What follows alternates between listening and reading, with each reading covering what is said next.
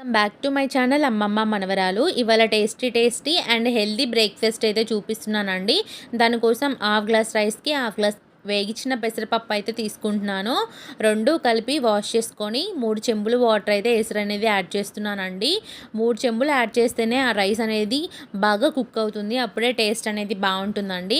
ఆంధ్రాలో అయితే కట్టు పొంగలి అంటారండి, మన తెలంగాణలో అయితే పులగం అంటాము. ఇప్పుడు ఒక స్పూన్ అనేది నెయ్యి, పసుపు, సరిపడా సాల్ట్, ఇంకా పచ్చిమిర్చి కూడా యాడ్ చేసుకొని 5 నుంచి 6 విజిల్స్ వచ్చే వరకు మనం కుక్కర్ అనేది పెట్టుకోవాలి. మెత్తగా అయితేనే అని కట్టు పొంగల్ అనేది టేస్ట్ అనేది బాగుంటుంది.